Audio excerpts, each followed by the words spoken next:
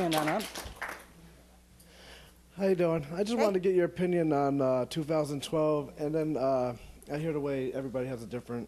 Obviously, you're reading them correctly. Me, I'm a more of a goal-driven type of person. I have a, oh, I want to be here at this point in my life, that point in my life, this point in my life. So I'm kind of challenging in the sense I want to know what my future is, since I'm making it up myself, and that's something that I'm goal-orientated. So I want to know. We're going to talk about that. 2012. I do not believe the sun is going to stop in the sky for 3 days. I do not believe we're all going to melt into a puddle. I think that 2012 is going to be a shift of ideas, and it's actually starting now. The world has to change. And 2012 will be, I think, a shift here, a shift in what surrounds us. The poles will not shift. We will not go upstairs in the rapture. 2012 was a number that other people had picked up, especially because they did not have the vocabulary to explain what was going to happen. Okay?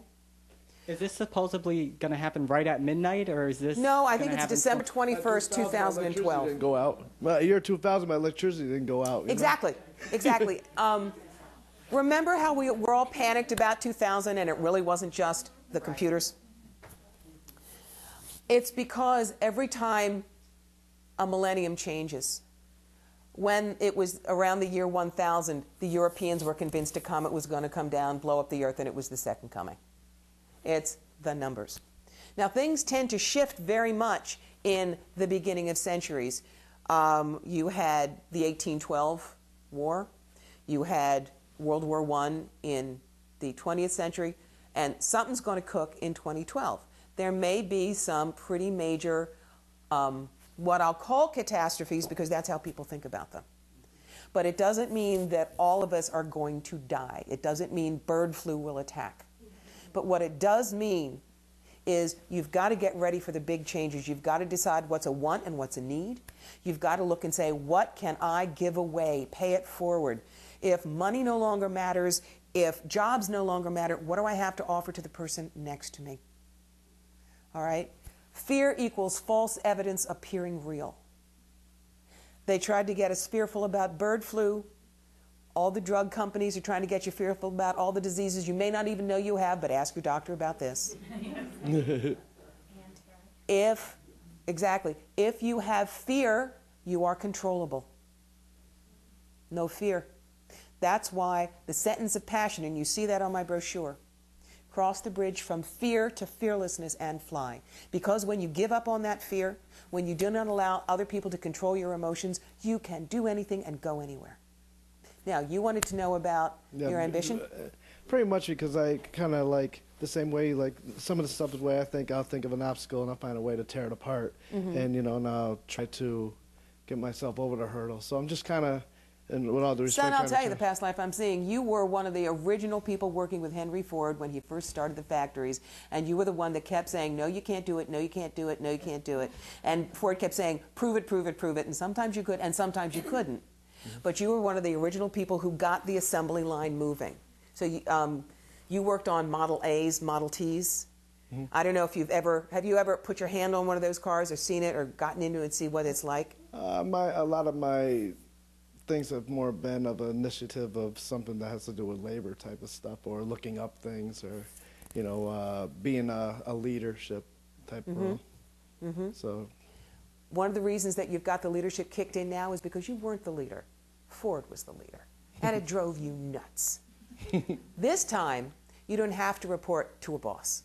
This time, you say, me, I'm the boss. I'm the one who tells people how to run the line. Yes, this is going to work, or no, it doesn't. Okay? But when you do that, remember, do it inclusively. That is, I have this idea, but I need you all to work with me, instead of, I'm the boss, get over there. That will not work, and I guarantee you, you will have another past life which flips you and puts you back on the assembly line. Time, by the way, is a web, not a line. Talking about past lives is actually what they call an oxymoron. It's not quite right, because according to my understanding in quantum physics and all of that, all time happens at once. So my past life is the World War I pilot and the Pennsylvania doctor from World War I and the night at the War of the Roses, all of these are actually happening simultaneously. I've never done that before. Can I have a past life done on me? Can you have a past life, yes. John? Do you need my name? Let's see. John What is it? Cancio. Okay. Uh-oh. John. Uh-oh. I'm scared now. Don't be scared. Uh-oh. Don't be scared. Okay. But one of the reasons that you're so good in front of an audience is you've been a circus ringmaster at least 3 lives. Uh-oh. You have, with the top hat and the red coat and the whole thing. Oh. Mostly for circuses in Europe. One circus in Germany, one in England, and one that traveled in France. I see these 3 lives going from about the 17th century to beginning of the 20th. You preferred people to animals. You always let everybody else handle the elephant do, and you stayed away from the lions and the tigers. Your favorite thing was the high wire and the trapeze and the contortionists. You loved to see how people could defy gravity and do things nobody else could. And so you would announce, and then you would just kind of watch. That's part of what you're doing now. Face it, humanity is a circus these days. And some of us are elephants and some of us are orangutans, but you like the people, and that's why you do what you do. Yes, ma'am. Hi, I have Hi. a question. Yes. My name is Nancy. My dad passed away 3.5 years ago. Yes, Nancy. And I always felt I was a disappointment to him. But you're Why picking is up that? just lots of different things. All right. He was always, I feel he's always angry with me. Okay. Are you asking me if I can reach him now? Yeah. Okay, here's how we do it. I want his full name, first, middle, and last. Robert Houston Pelham, Jr. What year did he die? Was 3 years ago, so 2005. And how old was he? He was 75. All right, Robert Pelham Jr. Now, here's how I do it. It's a little bit different. I will try and reach him. I'll tell you who I'm getting. If it sounds like him, I will ask him for a couple of things that you may remember, okay? He may not come through. He may not want to be on television. Robert Pelham Jr. I have your daughter here. This is what I'm getting. Okay? Yeah. Okay, Robert, I would like a couple of things, please, that your daughter will know that it was you. All right, when my hand goes like this, it means maybe toward the end there was trouble breathing or intubation or oxygen. Okay. Yeah. All right. Robert, do you have, all right, one other thing. Did he ever smoke? All right, 2 for 2. Years. See, these are the Several kind of years. things that are not, it's handing you a rose at your grandmother. Yeah. These are things that she will remember. Robert, your daughter feels like there is a feeling of disappointment around her. He says, why should there be? You chose your life. It wasn't what I wanted for you, but that's not disappointment. Does he say what he wanted from me? I wanted you to be a bit wiser about how you chose. I wanted you to respect yourself more than you did. You're getting there eventually. That's all I can ask. Does that make sense? Yeah. Well, there you go. Thank you, Thank Robert. you. We are really running out of, we could take one more. Okay, last one. Yes. I'm sorry to ask this, like the same question that someone else has asked, but But you're a different person, so it's a different question. did I have any other past lives? Of course, everybody had it. This is not your first go round on the monkey bars, honey. It just isn't. So, yes. Give me your full name. Anna Maria Hall, but it's not my biological name. I don't know if that What was on your matters. birth certificate? Anna Maria Hall. Okay, that's fine.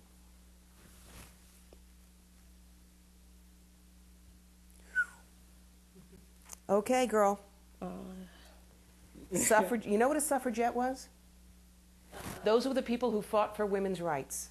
They were the ones who were on soapboxes, yelling in front of Congress, getting carted away to jail and didn't care, smoked cigarettes, which was outrageous for women then, and kept fighting. That is so Anna. It really is. She's a fighter. You are. I know I don't seem like it, but I am. She is. You see, the whole thing is, it's not what you seem like. It's why people say, well, how can you read over the phone? It's because energy is energy. If I could only read you when you were in front of me, then maybe I'm reading your body language. Which is why it doesn't matter. I close my eyes. The movie starts running here. Okay? Well, thank you, everybody. I had a great time. Thank you all for coming today. Thank you.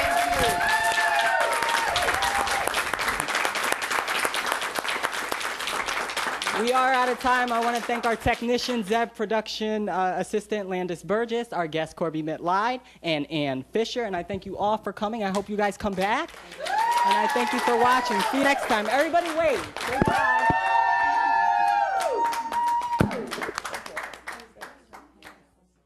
Can I move now?